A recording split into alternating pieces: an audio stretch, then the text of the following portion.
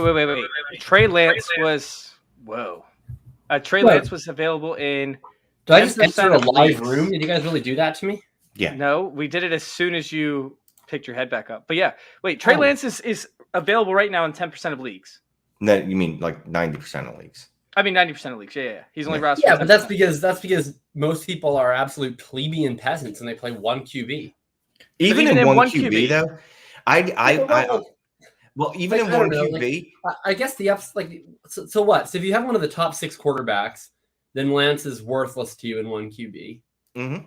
And then if you don't, then he's worth something. But like, I don't know. Like, is just holding Trey Lance to be a marginal upgrade over your QB 7 to 12 in one QB really worth like the waste of the roster spot for the last 4 weeks? Like, I personally don't think if I'm still streaming, yeah, because people have been wasting roster spots on other guys all season long and they just didn't know it yet. Guys that drafted Will Fuller, people that drafted, there's people that are drafting Michael Thomas. There's people that actually purposely drafted Jimmy Garoppolo as their starting. No, there's not. No, there can't be. Maybe Kyle Shanahan, but wait.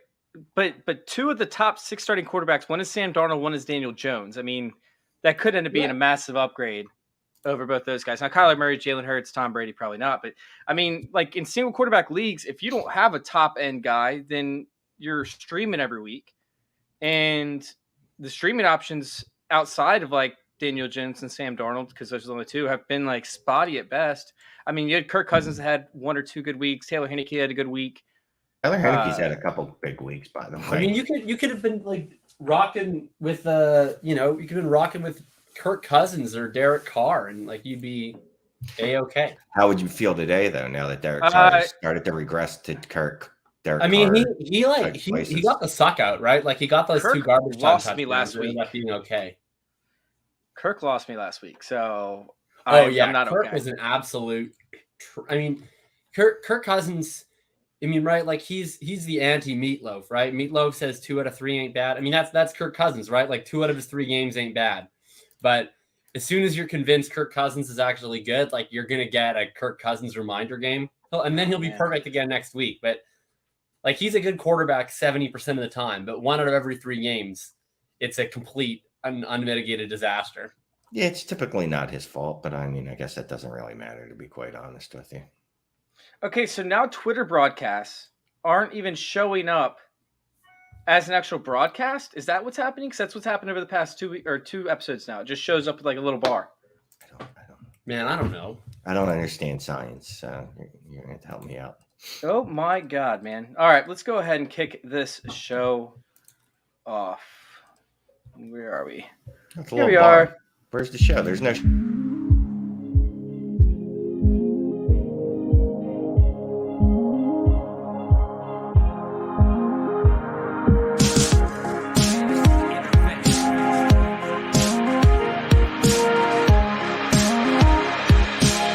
This is Fantasy Intervention.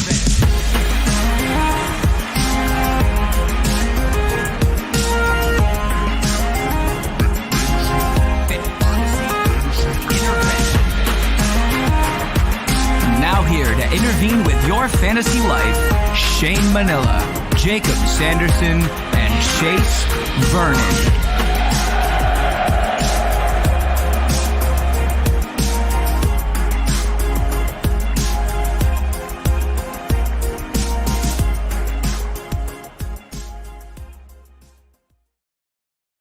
What's going on, guys? Welcome on into another episode of Fantasy Intervention. Oh man, we are here and ready to help you out with your week 5 after a pretty successful week. Are we going to help or hurt? Well, no, we're good at really this now. Good. We were really good last week? Yeah, we were great last week. Here's my problem: is I have to do this picks segment on this show, and then we have basically the same segment on the Friday show with Tom and Billy. And then tonight I'm guessing on another show where I also have to pick people outside the top, 8, 15, 24, whatever the numbers are. And so I often get very confused as to who I'm recommending where. I can't remember. No, we're good this week. It's all good, all ready to rock and roll. And yeah, we got a lot of stuff to actually talk about today. So I don't want to spend too much time going over some of the stuff that we've already discussed. However, I do want to go through these rankings real quick. Shane actually had the best week, right? He's had so far this season. He scored 3 points. Jacob, you tied him with 3 points, and I was right behind you guys with 2. It is now Jacob in the lead for the season with 9 points. Shane and I are tied at 8 points overall. And you know what? It was a really, really good week when it came to the top end picks that we had. So what we do is we actually take picks of players that are outside the top 15 for tight end and for quarterback. And then we also take players that are at the same thing for tight end, quarterback. And then we take players outside the top 10 for wide receiver and running back. And we try to figure out which ones are going to end up inside of the top 12. So we had Shane picking the quarterback 1 on the week and Sam Darnold. I don't get bonus points for the QB1. Oh, you did.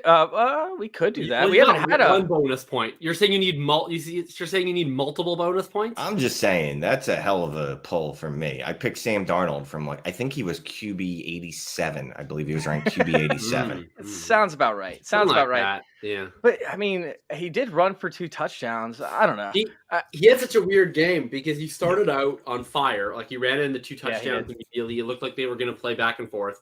And then after halftime, he completely turned into a pumpkin. He started firing picks left and right.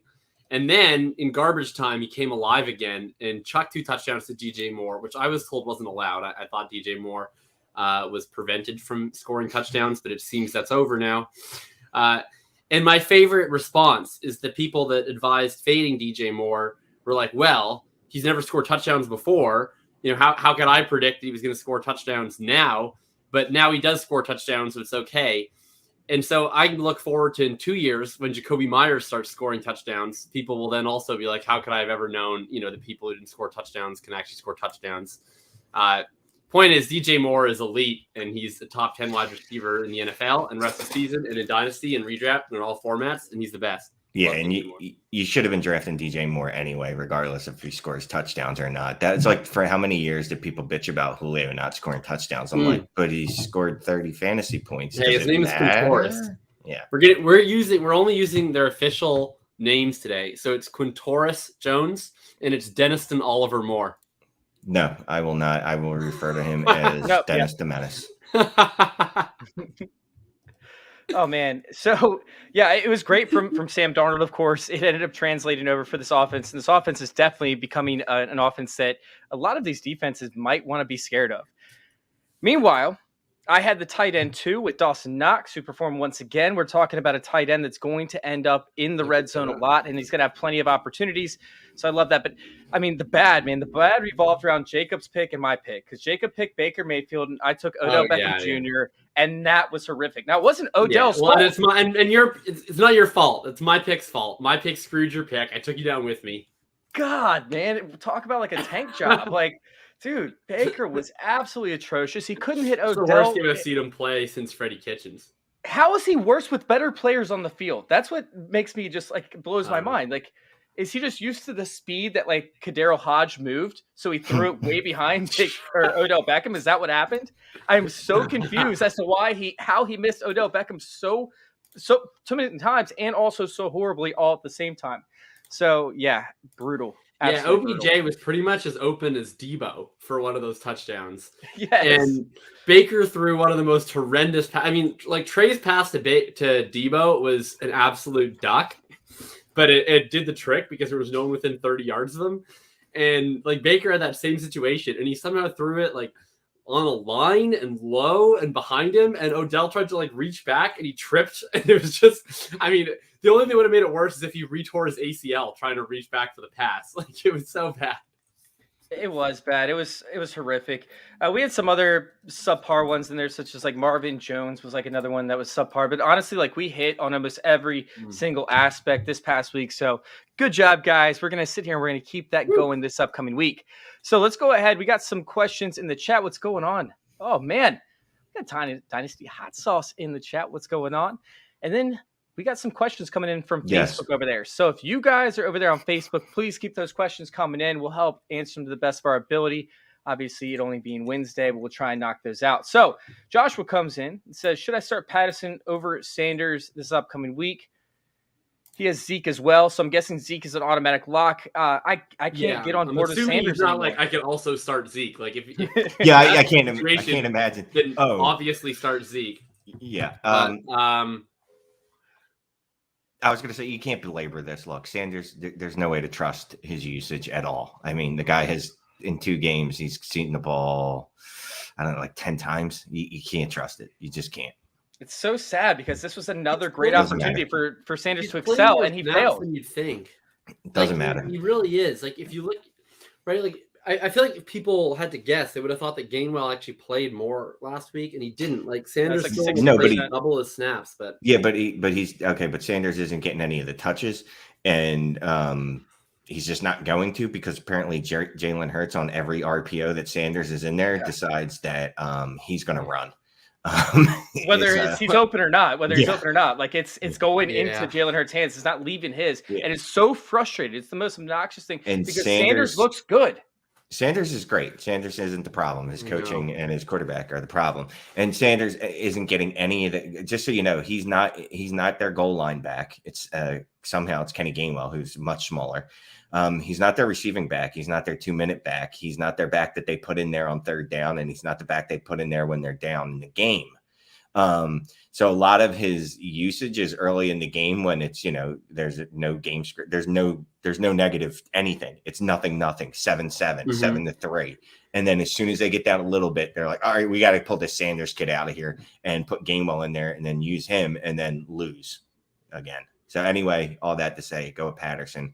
Please let me stop talking about it. It is frustrating because I like Gainwell, and Shane's night got ruined by the first no, like, question. it's frustrating because I like Gainwell, so he's not like some bum that I wanted to be like, oh, get this guy way off the field. It's kind of the same way I feel about Hines with Taylor. Like, I get always upset about Taylor's usage, but I'm like, Naeem Hines is good. Like, I understand why they want to play him, but then they'll play, Marlon Mack, of course, 36% of snaps, and then I want to kill myself. But I would go Patterson. It really bums me out. I'll always be a Miles Sanders fan, as you should be.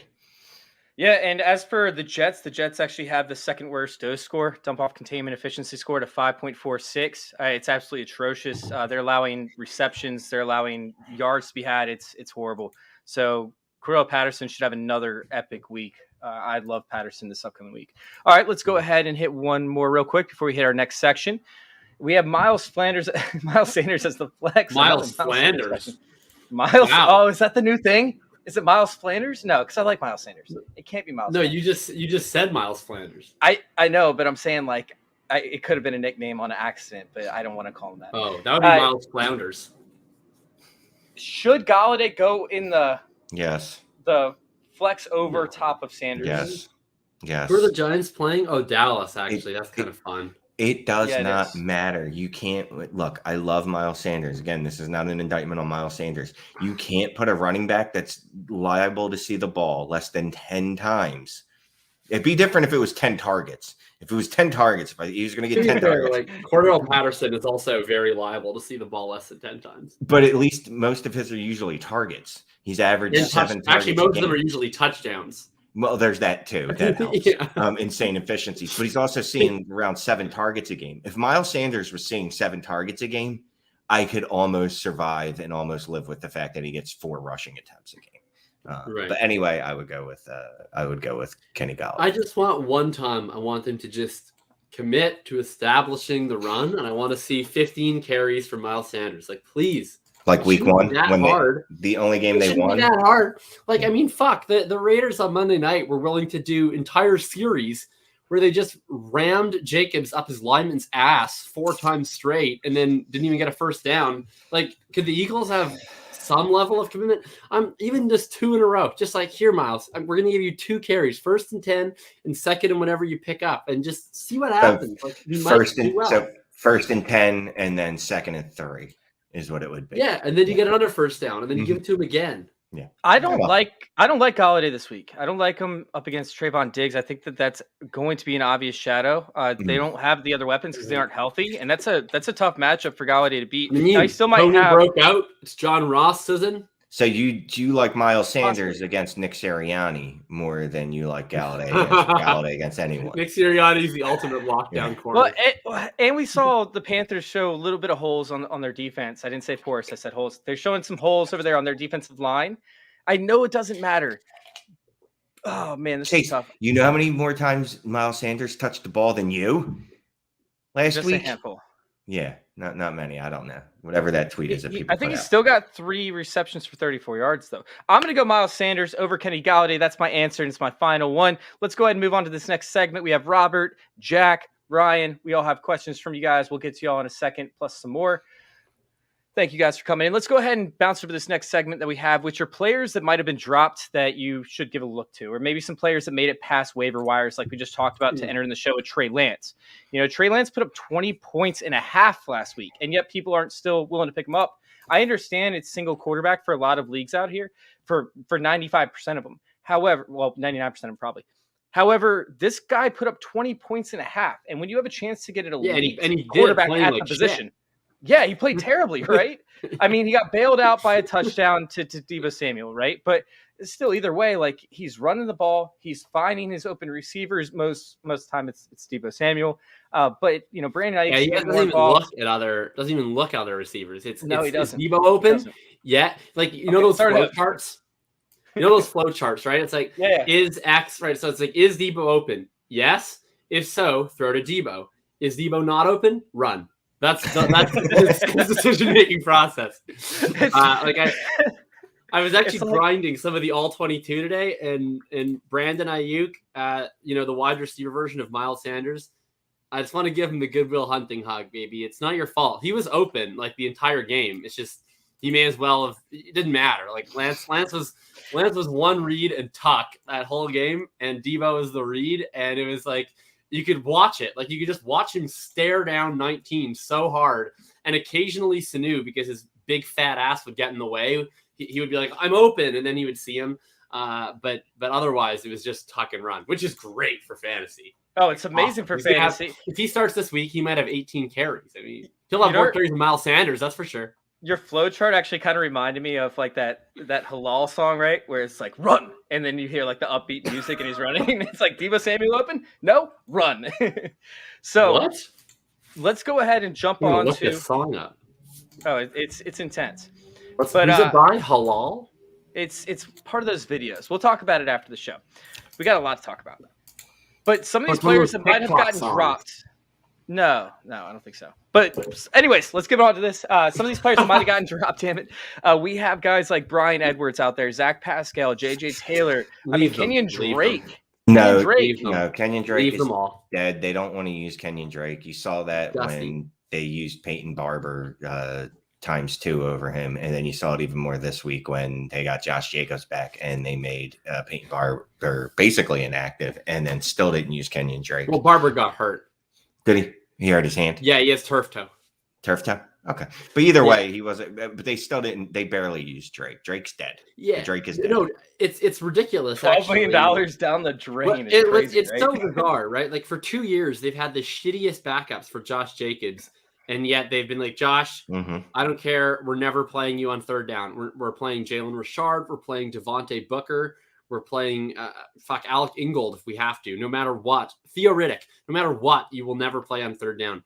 And then they went out and they're like, okay, clearly, Jacobs are early down back, so we need to go get a pass down back as a compliment. We're going to spend $11 million on Kenyon Drake, but then actually he'll just be a kick returner, and now we will play Jacobs on third down. Does it make a lot of sense? No, it doesn't. But you should be starting Josh Jacobs, and you can drop Kenyon Drake freely because Jacobs has seen more. He's seen 10 total third and long snaps this season. He's never seen more than 14 in a season in his career. He's going to break that next week. Dude, it's bizarre, but I feel like John Gruden's entire point to everything that he does is to try and make a point. Like, it's like, you're not going to block on third down as well. You're not going to catch passes on third down as well. We're going to put in somebody way worse than you. You finally get an opportunity. I got a couple players you can pick up. I'm just looking at ESPN's most dropped players. Rondell Moore checks in at number 3. If you were expecting him to hit every week, you're not doing this right anyway, so you might want to pick him up. KJ Osborne, another one. If you were expecting him to blow up every week, you shouldn't have picked him up in the first place. For some reason, Daniel Jones is the 10th most dropped player in fantasy football, and the guy just had a 400-yard football day, and I believe he's the QB6 overall on the year. So I'd pick up any of those 3 players, obviously depending on depth. And if you already have Lamar Jackson, then there's clearly no reason to pick up Daniel Jones. But Here's one I'll toss out. What's AJ Dillon's rostership percentage? I bet it's not 100. No, it's probably up I'll there guess 60 or not. 70% if I had to guess. I'll look it Yeah. up. I mean, look, we've seen so many running backs get hurt, and by golly, I wish no injury upon Aaron 58. Jones whatsoever. Knocking on wood here. But, I mean, you already see, right? People are talking about Damian Williams is worth, tons and tons of fab. And I mean, I agree. If you don't have a RB2, you don't have an RB1, and you can pick up one, off waivers, slot him in there for 4 weeks, that's worth a ton.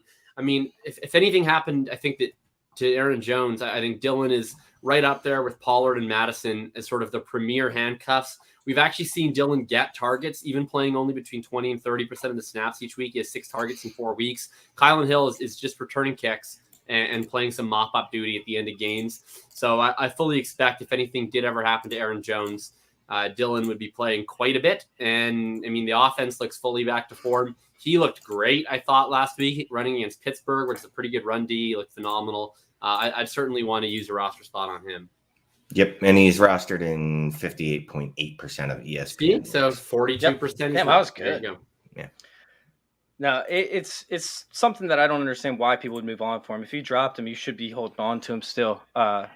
I mean, I'm sorry, if you draft him, you should still be holding on to him regardless. Like, he was always going to be a whole candidate. The one that I want to know about from you guys is Bryan Edwards. Like, he still got targets, not this past week, but he has been getting them throughout the entire season. And he went up against, this is one of the hardest matchups he'll see all season. The Chargers defense, the Chargers secondary, I mean, they're monsters over there. Sure, he's not going to see him over there getting double covered for literally over half the game.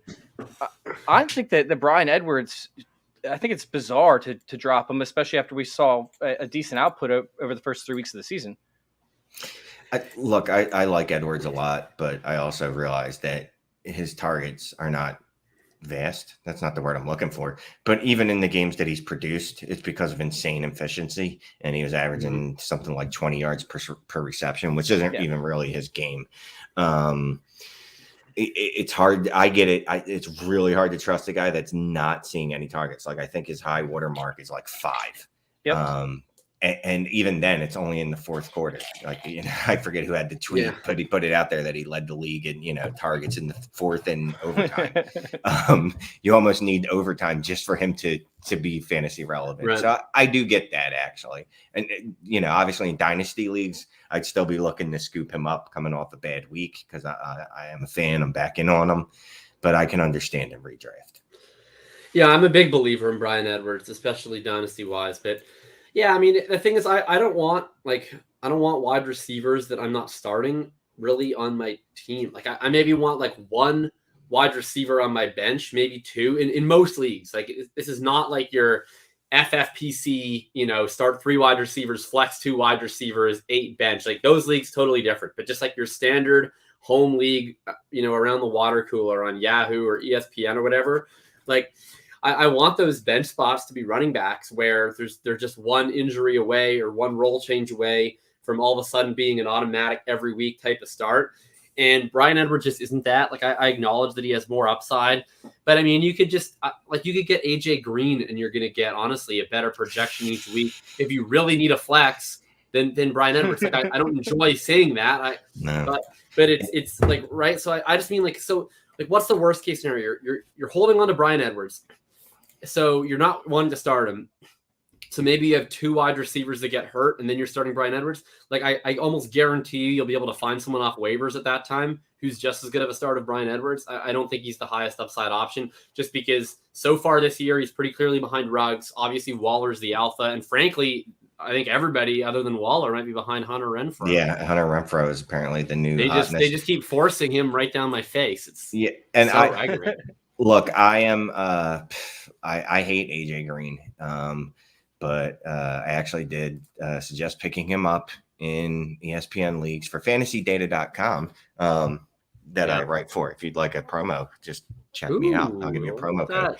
But anyway, yeah, dude, he's getting 18% target share every week. It's just consistent. It's not massive. He's running the routes, but it's 18% every week. Where Christian Kirk and Rondell Moore are not. It's up and down, and that's where Bryan Edwards is. Much as I love him, I can't do it. Can't keep him. When you have an advantageous matchup up against a guy like David Long, you're going to end up scoring a touchdown on him. It doesn't. People keep waiting for AJ Green to finally stop seeing the routes and have his role decline, but it's not going to happen. It's not going to happen, at least not anytime soon. In fact, his role is expanding. Like early in the season, it was Hopkins, like in terms of routes. It was Hopkins, then Green, Kirk, and then Rondale. And Green's actually been widening the gap from Kirk. He's out there. And he's running routes. They're throwing to him. Going to get touchdowns. It's a great offense. It's gross. It's gross. All right. Robert's in the chat. We're going to go ahead and answer a few questions now. You're welcome for the shout out, of course. And he was able to snag Dawson Knox over there on the waivers.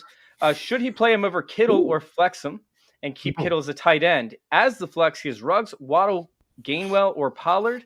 That's available. What are the thoughts here? Because this one's a tight one. Like Ruggs has his big time weeks. Meanwhile, Waddle was open all entire last week. Like Waddle crushed my soul because he was open time and time again, but he just didn't see the targets.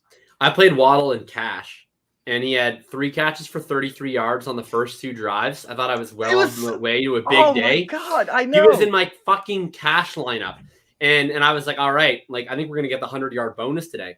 And then Will Fuller goes out, which, I mean, broke my heart because I love Will Fuller. Yeah. But in the immediate, I'm like, okay, well, I hope he's all right. But if he's out for the rest of this game, then they're going to keep him Waddle. And then they were like, no, he literally didn't get another target for the entire rest of the game. It was infuriating. And he was open. So yeah, that being said, I would definitely play Kittle at tight end. Come on, don't be crazy. Play Kittle. And then in the flex, I'd probably play Kenny Gainwell. I don't have a strong take on it. The Panthers are actually number 1 in dose score, which is dump off containment efficiency. Once again, they're actually great at containing pass catching running backs. Okay, so I take it back. I'm off. I'm off on Gainwell. What about Pollard though? Pollard could be interesting, right? He could be. Yeah, he could be interesting. My issue with Pollard lately is that early in the year, Zeke was definitely running more routes than him just because Pollard doesn't really play a standard pass game role. Like he's not the guy who's going to come in on long down distance and run those leak out routes. But they were manufacturing pass game touches for him, and he was performing really well on them. So I kind of figured that they would just keep expanding his route tree throughout the year. But it's actually gone the other way. He's getting a lot of carries. He's had double-digit carries the last 2 games. I just don't really care about carries all that much. So if he's like a 10-carry, 1-target guy, which is kind of what he looks like right now, then you're just kind of betting on a touchdown, and he's not their goal line back. So I'm okay with Pollard, but I'd probably rather play everyone else except for Pollard. Well, I'd rather play Pollard than Knox. I don't know. I'm not fully sold on Dawson Knox yet. But so I'm an upside slut, so I'm going to go Waddle. Also Knox, I like Knox, and again, I advocated picking him up, but he's not going to score multiple touchdowns every week because no one does, because then the NFL record would be like 32 touchdowns in a season for a position player, and no one's touched that yet, or 34 after this year. So Knox isn't going to score touchdowns every week as much as I like him. I probably would go Waddle.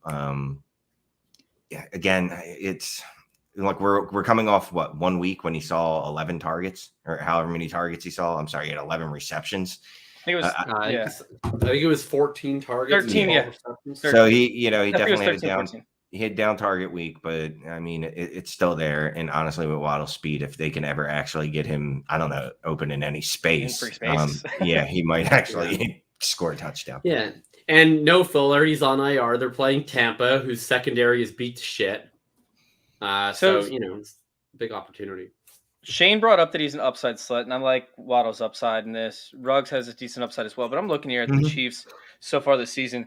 10 targets, 7 receptions, 6 targets, 6 receptions, 4 targets, 3 receptions, 13 targets, 11 receptions, 120 yards, 66 yards, 46 yards, 116 yards. That's the Chiefs up against the tight ends. I mean, their worst week was 3 receptions for 46 yards.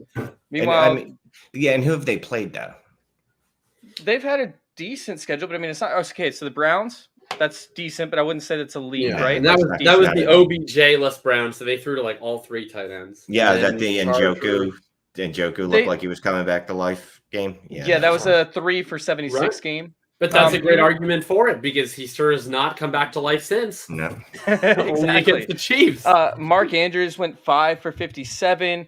They played the Chargers, who Jared Cook 2 for 27, and then Donald Parham 1 for 19. So that was their worst game thus far. But those aren't tight ends. And then we just saw the Eagles tight ends both torch them. Goddard was 5 for 56 and a touchdown. Ertz was 6 for 60 and no touchdown. And he had a touchdown called back too. Goddard almost had a 2 game. Yeah, I'm going to go in a shootout with Dawson Knox over Waddle, but I like Waddle's thoughts. I just think that like Dawson Knox is still going to guarantee you 4 or 5 receptions for 40 yards minimum. And I know that's not great upside, but for a floor play plus a touchdown, you're talking about 15, 16 points. And a flex option, I like Dawson Knox. He's one of my favorite plays in the entire week. All right, let's knock it up then. All right. What in the ever-living do I do with Bobby Trees? Can I play him this week? He's literally killing my soul. How is he Well, Jack, I think you mean to say figuratively. But you don't know that. Maybe Jack is possessed by the devil, and the reason Robert Woods is playing so bad is that he is actually handling possessions now during the week, and that takes a lot out of you when you have to do an exorcism. So maybe that's why. Yeah. I'm faced with a very unfortunate decision in one of my most near and dear leagues to my heart, where every week I have to decide between whether I want to start Robert Woods or Miles Sanders, which coming into the year, I was like, oh my gosh, what a bevy of riches. I get to decide between Miles Sanders and Robert every week. And now I'm like, would I rather stab myself in the heart or shoot myself in the head? And I'm playing Robert Woods because mostly Sean McVay made a whole point of coming out, talking up Robert Woods, saying it was on him to get him the ball more. And I don't care about that kind of stuff. But, if they were to ask the same question of Nick Sirianni, I expect his answer would be, actually, you'd have to contact the Philly PD to check missing persons reports on Miles Sanders. I'm not aware of that man's existence. So I think that I would probably start Bobby Trees this week. They're going to be in a game with a 54.5 over under against Seattle. I think they're going to try and get him some rushing attempts. Maybe I could see that just being a thing because they've done that in the past, and I think they want to get him going. And maybe if Stafford stops being such a racist, he'll actually throw to him. No, I mean, we can't help it. Stafford is just a racist. I am not touching Robert Woods until I see it, because I don't care what Sean McVay said, because Nick Sirianni actually did say after the week that he got Miles Sanders 2 rushing attempts that he needs to do a better job of getting the ball in his hand, which technically he did, right? I think he had 6 touches this week, which, technically, yeah. No. For whatever reason, and Van Jefferson is apparently surpassing Robert Woods. So I don't know what's going on in this world. Breaking my brain. I don't know. I've never been so confident someone was bad than Van Jefferson. You could have said the same thing about Deshaun Jackson, okay? Like, it's just no, the you opportunity. Deshaun Jackson he had 2 fluke plays where, but Van Jefferson's actually seeing increase in targets. And like, I've been playing Van Jefferson every week in DFS at like in the mid 3000s on DraftKings. And I have no idea why he's not like 15% owned, because he's actually has a great role. He runs all the routes. He gets just as many targets as Woods. He gets targets down the field. He's super fast. He's a big play threat. He gets targets in the red zone. Everybody should be playing Van Jefferson. Aggravates me, but Yeah, that's debatable. We have Robert Woods still seeing 6 targets a game, and that's not great, but I don't think that's terrible either. I think it's still something as to where Robert Woods can perform. And last week he wasn't bad. But he got a touchdown in the last minute of the game. 6 targets a game is not what you expected from Bob Woods. That's waiver wire fodder. That's what that is. That's guys you're looking at on the waiver wire and going, all right, well, he's getting 6 targets a game. He might not be, it might not be a bad idea to add. That's more of a flex borderline play. Okay. I'm not starting Robert Woods. I would not trust him, but that's just me. But Jack, you do what you want, and it depends on your options, my friend. Well, all right. If it doesn't kill your soul to leave him out, then just leave him out, because I don't want your soul to die just because you play fantasy football. But essentially, like, if you want to get a baseline of points, if you want to have a safe floor, I think Robert Woods is okay, although he has killed you. Safe floor. He had 1 catch until their last drive, when they decided, for reasons unknown, to play all of their starters in a game that they were down 24 with 2 minutes left. and then they peppered him with 3 catches on that meaningless drive and cost me like $200. Is that part of the game? Is that part of the game? Well, yeah. the point is that if Arizona had just simply like ran out the clock, then he would have had 1 catch for 18 yards. Like, it's very possible, but you're very didn't. close to that. And he had a touchdown. That's very true, very true. But also Van Jefferson was very, very close to only having 60 or 50 yards and no touchdown. I would play Van Jefferson and Van Morrison over Robert Woods. All right, let's go to this one. Galladay, Riggs, Damian Harris, Latavius Murray, full PPR. For this one, not Harris, because although he did run more routes last week, which is I guess good. And JJ Taylor is dead. Latavius Murray, I'm not starting a guy that's going to get 11 rushing attempts. I'm banking on he has to score a touchdown to. I think I might go Galladay again here. Yeah, first of all, I'd probably rather play Billie Jean King than Bobby Riggs. But the others, I'd probably go with Damian Harris. I mean, they're playing the Texans. Yeah, it's the Texans. How do you not? Because I don't trust his usage. I don't trust. From what I've seen, there's just too much. And I know JJ Taylor's dead, but I got a feeling it'll be a Ramondre Stevenson, Brandon Bolden, Damian Harris amalgam this weekend where they. I guess this is the week touches. I don't care, right? Like I confidently started Zach Moss last week because I was like, all right. Zach Moss, the whole deal with Zach Moss is he's only going to get carries. He's not going to get targets. But whatever. This week, his 15 carries is probably going to get me 80 yards and 2 touchdowns. And I mean, it didn't do quite that well, but it still did pretty darn well. If you're ever starting Damian Harris, start him against the Texans. I agree, but I do think that Ramondre Stevenson will actually see some work in the fourth quarter of this game and possibly at the goal line to vulture a potential touchdown away from Damian Harris. Let's go with Raymond Perea.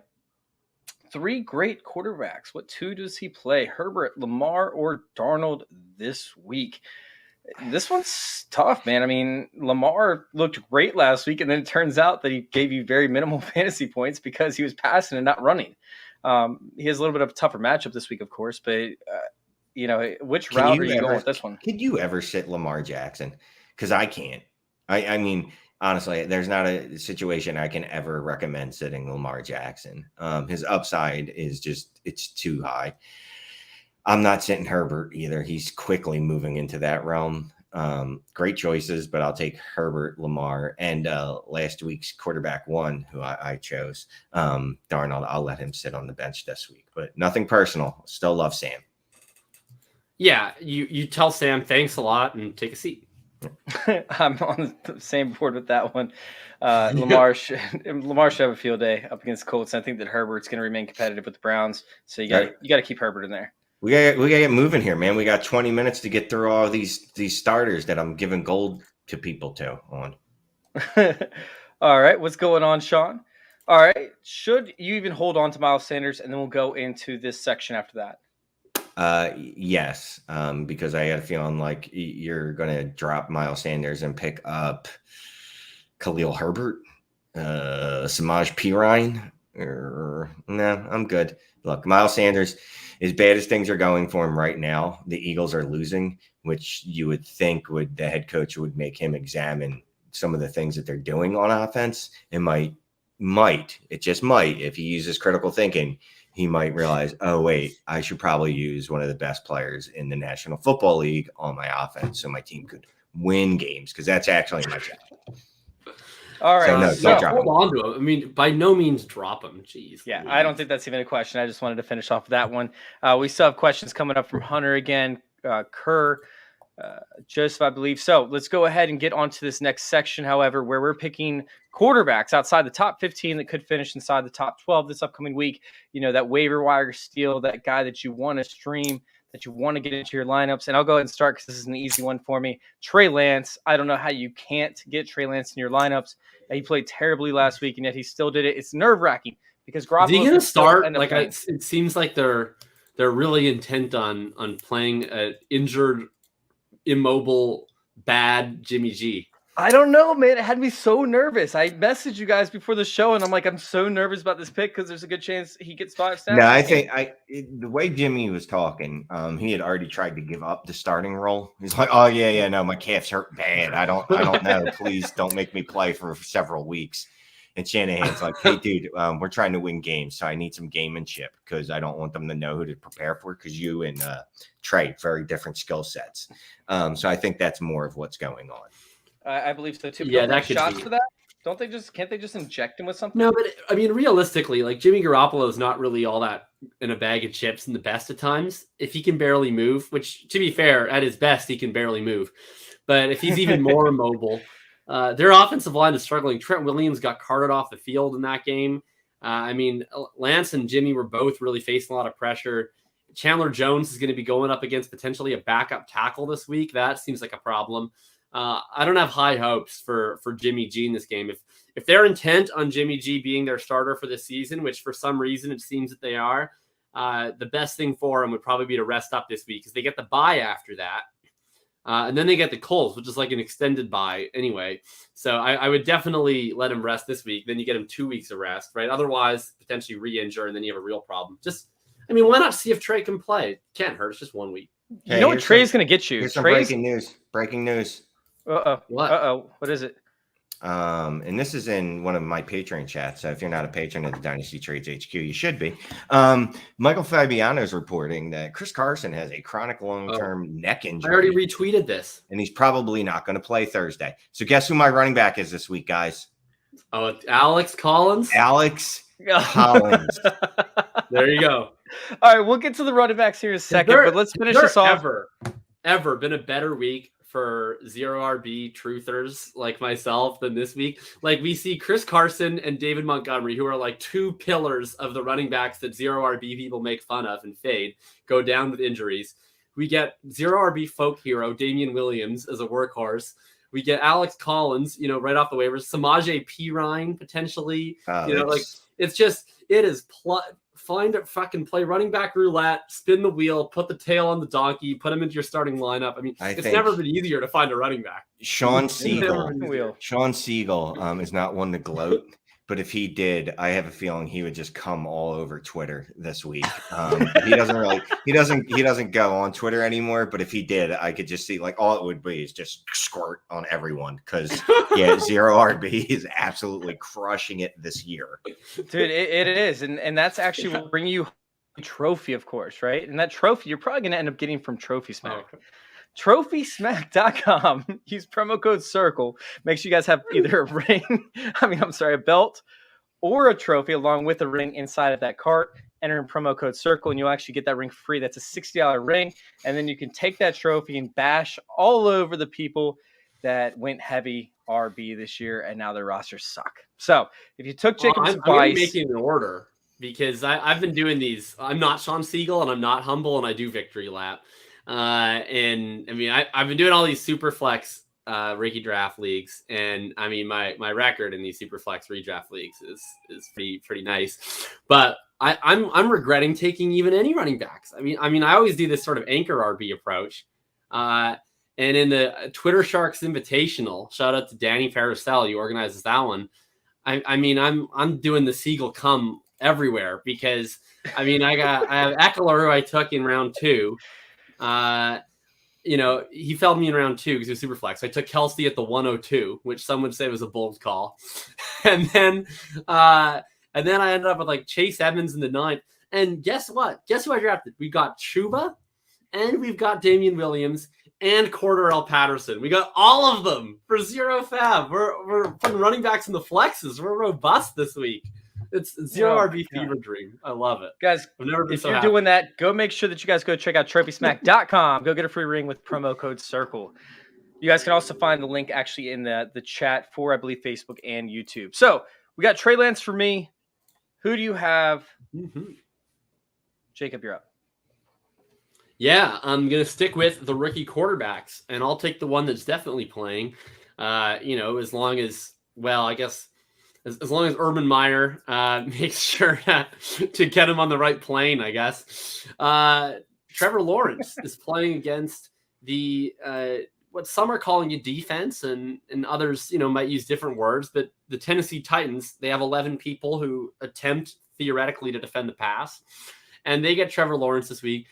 They made Zach Wilson, who looked like he was, a high school quarterback in his first 3 weeks, look like he was basically doing the same things he was doing when he was just throwing against air in that viral video when he was just rolling around and hitting people down the field. Trevor Lawrence, I thought, played his best game of the year in week 4 against Cincinnati. Now he gets a long week. And, I know Urban Meyer's really been grinding in preparation for this game against Tennessee.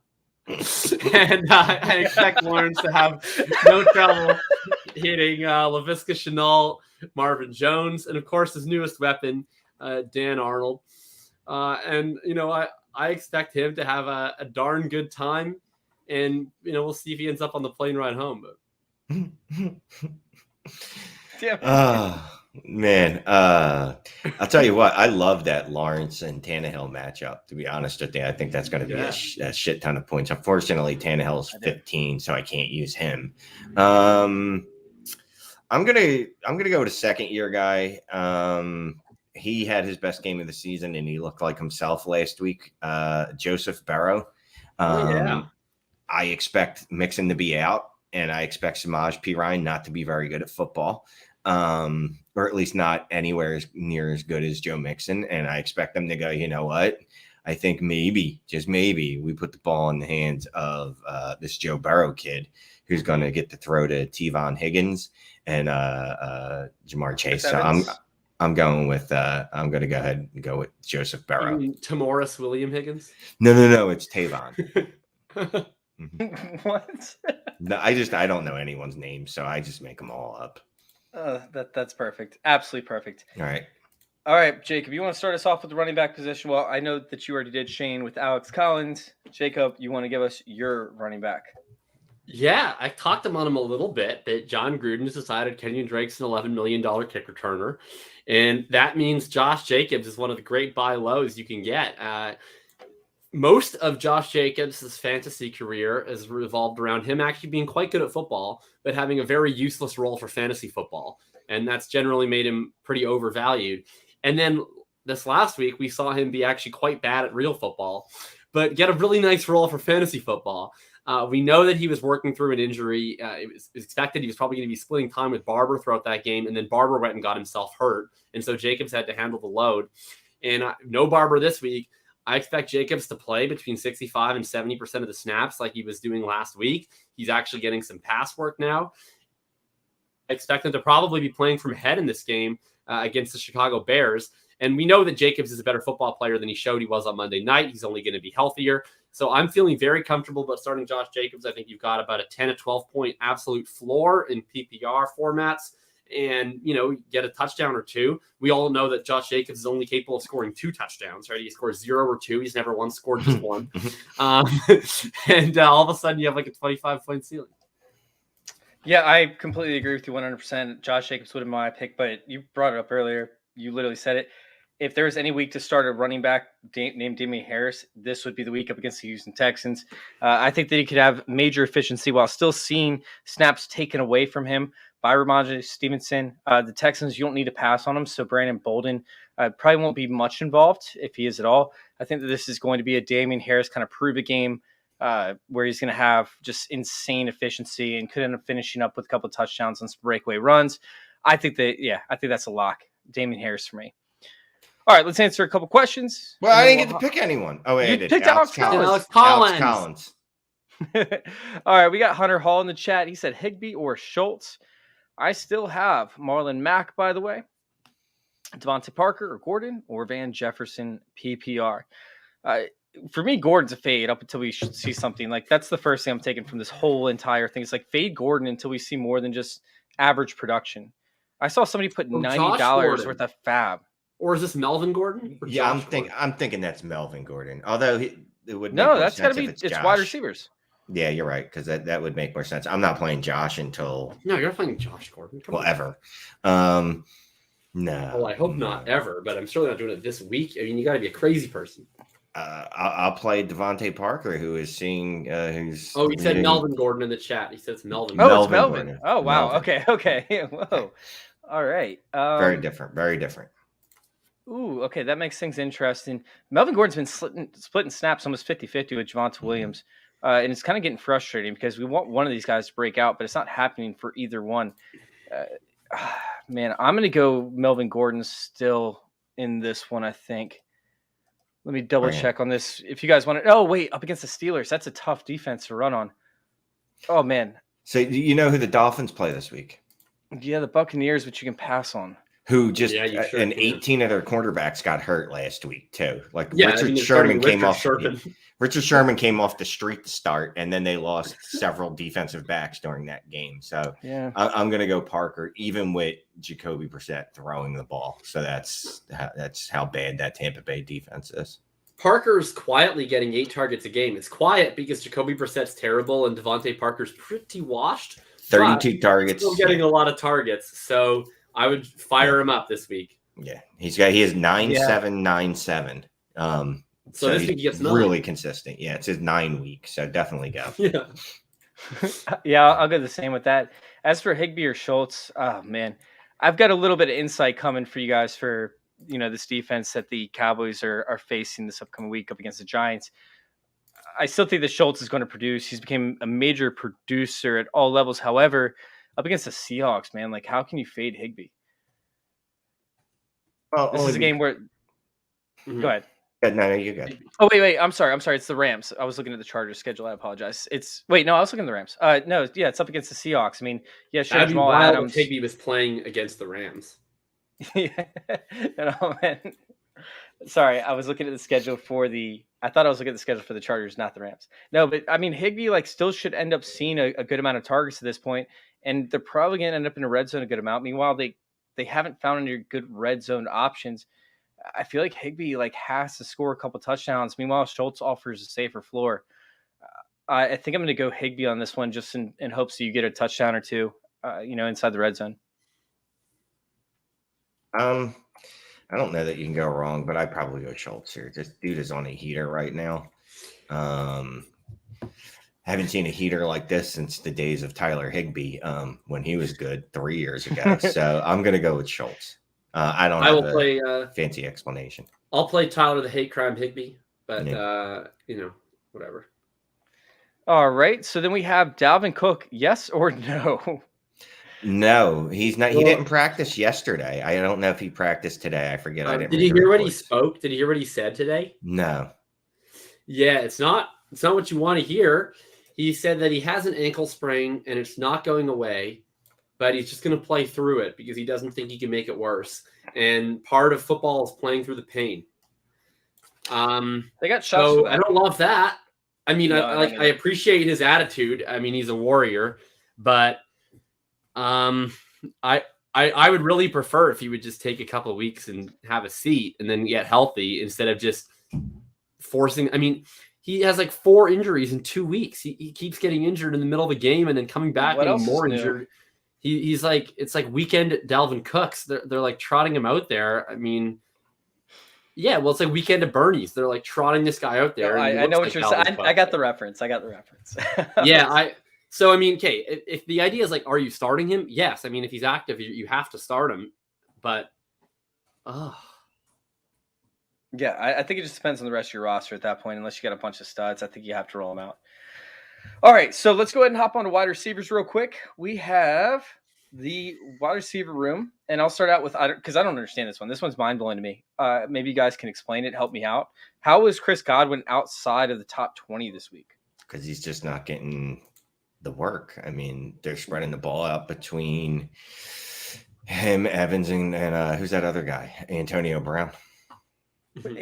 He's gotten 14 targets, 5 sure, but he got targets inside the red zone. Then he has 7 targets, 6 receptions. I mean, last week was the first down week, but he still gave you, 8.5 points. Granted, that's not great, but outside the top 20, this guy's the wide receiver 13 on the season. Well, you got to look at who's in front of him too. Okay. Don't just look at, 20, 21 does sound bad until you look at the 20 that are ahead of them. And you're like, all right, well, I kind of understand that. I don't understand it. Okay. Well, maybe not A.J. Brown because he's not going to play this week. So there you go. So A.J. Brown's not even going to play this week. So really. Yeah, he is. Is he going to play? Yeah, and that's better for him. AJ Brown has not practiced on a Wednesday in like 2 years. He was practicing today. Oh, Like he doesn't practice on Wednesdays when he's healthy. No, that's his religious day. Yeah, he already has the old man respect. Like they don't make him practice unless he feels like it. So that's big. That's big. Okay. But what is it? Nick Nordum or something like that in the slot? Is that their slot corner? I think like Godwin should tear. That's not a real person. I think it is. What's their slot guy's name? I'll look it up. Miami slot corner. Yeah, that's how bad it is because their outside corners are so great. The guys that are going to be coming, Mike Evans and Antonio Brown, and now you have a complete mismatch in the slot, which is a normal mismatch anyways with Chris Godwin. I mean, this is going to be a hammer at home for Chris Godwin this week, who's going to see those short yardage targets. I love Chris Godwin this week. Give me all the Chris Godwin. Yeah, I'm into Chris Godwin this week for sure. That's a way better pick than my pick, but I'm staying in the same game with the guy we just talked about, Devontae Parker, going up against Richard Sherman, who I mean, I'm so confident in anyone going up against Richard Sherman right now. Maybe he'll play himself back into shape eventually, but he looked pretty rough, I thought, on Sunday night. And I mean, of course he does. He hasn't played football in a while. The Dolphins are going to have to throw. They're going to get blitzed by Tampa. Like, they're going to get absolutely shit fucked because the Colts just beat them up, and the Colts are terrible. So they're going to have to throw like 50 times, and Parker's probably going to get 10 or 12 targets, and he's going to put up a pretty usable week for you. It's Nick Needham. I'm sorry, not Nick Nordum. It's Nick Needham. I'll tell you what, you Nick Needham to put Devontae Parker into your flex. And I was going to say Nick Needles, but I didn't want to fuck that one up, so I didn't say Nick Needles. So I went with Nordum. Will, I mean, to my guy Billy Needles, take this 3 weeks of IR to get back on the fucking juice, man. Like, I'm sick of this injury shit. Oh man, yeah, Nick Needham is going to be facing off up against Chris Godwin in the slot. Give me Chris Godwin all day. I'm going to go with a stack because I love stacking, and that's how you win the Scott Fish Bowl, I was told. I'm going to go with Jamar Chase to go with my Burrow because I'm just going to line them up. I'm expecting a shootout with the Packers. I don't want to hear any inside the top 20 this week. Jesus. Mike Evans, Deebo Samuels, Terry McLaurin, CD Lamb. There's Brandon two Cooks. Deebo Samuel. There's two of Deebo Samuel. Multiple Deebo Samuels. Deebo Samuels. There's DK Metcalf, DJ Moore, Justin Jefferson. Look, it's not a bad top 20. When you look at the names, you're like, all right, well, I'm not mad at you. All right, who you got, Jacob? For tight end here, is that what we're on to? Wait, did you give me your wide receiver already? Yes, Devontae Parker. Oh yeah, that's right. All right, cool. So yeah, give him your tight end. Yeah, let's go tight end now. My tight end for, I think, the fourth time this season, at least a third time, because people continue to not respect his usage and his pedigree, is Hunter Henry. He's finally jumped Jonnu Smith, I believe, in the rankings. I don't know why it took this long. He's been running like 3 times as many routes all year. And finally, picking Hunter Henry worked out. He finally scored a touchdown. Now they play against the Houston Texans, who I don't really know the matchups for the Houston Texans. My base assumption is they're actually bad at defending everything. The pass, the run, wide receivers, tight ends, they're bad. So I think Patriots should score many, many touchdowns in this game. I think at least 4. And I think one of those will go to Hunter Henry, who can be one of their end zone targets. He's the passing down tight end. Jonnu is playing more snaps. Like the snap count looks a little bit more even because Jonnu's run blocking a lot, but the route disparity is massive because Hunter Henry's not out there to block. When they go to passing, it's almost always Hunter Henry, and then Jonnu's only playing in 12 personnel. Hunter Henry's their 11 personnel tight end exclusively, and that's the guy you want to start if you're starting a New England tight end every week. I agree with you 100%. It blew my mind. I was researching that earlier today, and I saw that snap disparity, and I was like, holy shit, that's massive. Especially, like, it mostly came last week, helped out the week before that. But they're definitely moving way more towards Hunter Henry, so I can definitely see that happening. I was thinking about going with Jonnu Smith just to counteract your argument, and I was like, wait, I'm not going to do that. That's stupid. So I decided to go with a tight end up against the Giants because the Giants have been horrific up against the tight end. They've allowed 4 touchdowns in 4 games, right? Each game they've allowed a touchdown to the tight end. But the crazy part for me, I don't know if you guys saw the tweet or not that I put out over there at FF_intervention on Twitter. Week 1, the tight end that caught it was Aquabuno. Week 2, the tight end that caught the touchdown was Ricky Seals-Jones. Week 3, the tight end that caught it was Lee Smith. And week 4, the tight end that caught it was Juwan Johnson. I mean, that's literally second and third string tight ends every single week. And the craziest part was I went and researched who actually was catching these balls, or who was defending the tight end that was catching the balls. And it was not the same coverage guy at any point in time. Yeah, no, the balls were not in the hands of the same defender every time. There were just different balls all over the place. So stop saying balls. So with that being said, I mean, could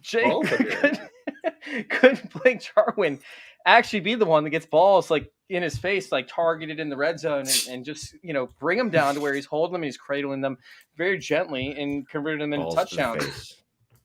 And I just think that Blake Jarwin, if any tight end could actually catch some balls that would be a backup tight end, it would be Blake Jarwin.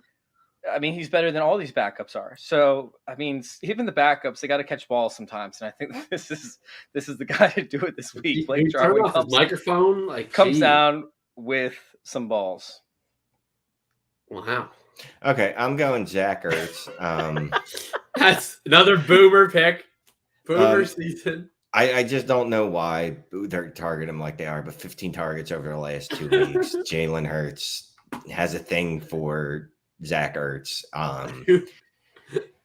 He catches the ball. I'll give him that. And then doesn't really do much of anything else after that, but whatever. He's, you know, look, if he gets 6 receptions for 60 yards, there's a tight end 1 week. Balls.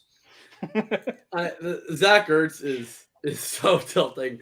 I mean, I don't mind it because I was just drafting an absolute shit ton of Zach Ertz in best ball and just like holding my nose in the 16th round and be like, in what? Zach Ertz. In best balls. Actually, okay. Yeah. Right, well. And it turns out that the best balls you could have drafted in round 16 was Zach Ertz's dusty old balls. I loved Ertz balls in round 17. Wait, what? All right, that one came off wrong. No, I think that Ertz actually has a definite possibility to have a significant output this week, and I don't hate that one whatsoever. All right, we got a few more questions, and then ready to rock and roll. We'll get out of here. All right, so we got 2 quarterback league who to start, Heineke or Tannehill. If A.J. Brown plays, which it looks like he's trending towards playing, this changes everything for me. Because if not, we saw how limited, Tannehill is without his wide receivers. It was bad last week. It was really bad. I think I would still go Heineke in this situation, but Tannehill is right there with him. It's a lot closer if that's the case. So I'm going to go Tannehill only because I like Heineke, but that what do you call those people that they're playing? The Saints? Yeah, they're playing the Saints, who like to run the slowest offense that's ever been in football. I think they're running 13 plays a game. They're tied with Washington, by the way. It's 37.5 or something like that, or whatever the hell the number is, but it's tied with Washington. I forgot about that. I'm going to go Tannehill. This feels like it's going to be one of those games where you look up and you go, wait, the teams combined for 8 possessions the whole game? And you're going to be like, yep. So you're going to look at his stats and go, but he didn't play bad. He went, 14 for 20. It's just he wasn't on the field. So I'm going to go with Tannehill. I'll take Tannehill. Yeah, the Saints are the biggest wet blanket in fantasy. It kind of like the Giants got a little bit lucky at the end of that game because they got the big pass to Barkley and then it went to overtime. And so things started coming out of control at the end. But I mean, we were deep into third quarter of that game where it looked like every single person in the field that was participating was going to be a bust. And that's just how it's going to go. I think a lot with these Saints, they run it so much. They play so slow. Their defense is good. I mean, it's just miserable for everyone on the Saints and for everyone against the Saints. Give me Tannehill. I hate the Saints. Agreed. All right. Moss, Woods, Crowder, or Waddle in the flex. Dude, it's Crowder season, right? Right? I mean, Crowder could see 18 targets this game. Isaiah Oliver in the slot. I mean, I'm Crowder on this one. I really am. Look, I'm going to give you a little bit of a pitch for Jamison Crowder. They're going over the pond. They're going across the pond to jolly old England this week against the Atlanta Falcons. And, over there, you're up against the sea and they're going to be ordering a little bit of soup. They're going to order some clam chowder and they're going to be ordering up a little clam chowder for 12 targets and a little touchdown for Jameson. What is it with Jamison Crowder? He was British. He did a British accent because they're going over to Britain. They're playing in London. What did you take before the show tonight? Because tonight's your best. No, I just had a little clam Crowder. I'll take it. I'm not excited about it, but Crowder's got some kind of like hypnotism skills. Like every quarterback he gets around, he's like, "Yeah, you will throw the ball to me." Don't you mean that he's good at earning targets? No, he's certainly not. He's just good. No, he's certainly not. But I'll take Jamison Crowder too. I have so much confidence in Crowder that I started him in multiple redraft leagues where I had T. Higgins start, and I just plucked Crowder off the waivers. I was like, instantly you're in the startup lineup because I know that the targets will follow you wherever you go. Yep. Dude, wherever you go, just let it go. I love Jamison Crowder so much. Oh, yeah, it's Jamison Crowder. It's time. All right, with Gronk out, playing Mike Evans as wide receiver 2 all day. Higbee coming off the ankle, I don't know, but I have Schultz starting at the moment. It's all fine. Right. If you feel better with Schultz, go Schultz. I feel you. I'm a Titans fan. Without a Titan on my team, it's weird watching games. Yeah, well, I'm a Colts fan who has Titans on all of his teams, and that's weirder. I will say that if there's any slot corner that you want to attack, it's Ross Cockrell. I said it like last week. You saw Myers have a decent. Yes, Ross. Are you saying that Waddle's going to catch some balls against Cockrell? It's going to be Cockrell. It's like the worst matchup, or it's going to be Needham, right? So it's one of the two. Terry missed his answer. We went with Crowder on this one over Waddle. All three of us chose Crowder, but Waddle's probably pretty close for all three of us. Anyways, let's get out of here. Let's let everybody know where to find you guys. Shane, start us out. I'm on Twitter at Shane is the worst. Dynasty Trades HQ, Manic and Chill. Dynasty Trades in 5 minutes. New show we just started today, so go sub that. 5 minutes. That's the shtick. 5-minute episodes every day. We're going to do apparently. You can also find writing at Dynasty League Football and FantasyData.com. Man, I'm going to clip everybody get Shane to be the host of your new show. He'll promote it by shooting himself. Every day, man. Every day that's a commitment. You know what I mean? I don't even know how I feel about showering every day. I feel like that's like a traffic reporter type of gig. Like you do a 5-minute soundbite every day. It's like, oh, and now we go live to Shane Manila for traffic and trades. And he's like, well, there's a little bit of construction on 5th Avenue this week. I recommend you take 7th. Also, I would be trading Damian Williams for 23 seconds. And that's probably the reason why there is traffic is because somebody got into an accident listening to yesterday's trade report. Back to you, Bob, and then studio. All right, Jacob, what's going on, man? Where can we find you? Yeah, you can find me on Twitter, FF_RTDB. As soon as I get off here, I'm actually getting, I'm having a stroke. As soon as I get off here, I'm going to go record Sharp Angles with Rich Rebar, which I'm super excited about. And then you can find me always on Fridays with the Full Tilt Dynasty podcast with Tom and Billy, and on Saturdays hosting the Pareto Principles on the Full Tilt Network. And you can find, of course, my weekly article, The Pareto Principles. Or sorry, that's the article name. The show is called No Free Squares. They both talk about DFS. You can find the article on playerprofiler.com. Love that, man. You guys can go check out all of our content over there at youtube.com/fantasyintervention, fantasyintervention.com. Of course, we got some big things working out over there with Trophy Smack, so go check them out. We got blogs coming out. Cooter just released her first article for Trophy Smack as well. Woo. Very excited for that. It's been fun. It's been fun putting that together. You guys can go find me on Twitter at FF_intervention and join our circle_. Thank you guys for listening, and thank you all for letting us intervene with your fantasy football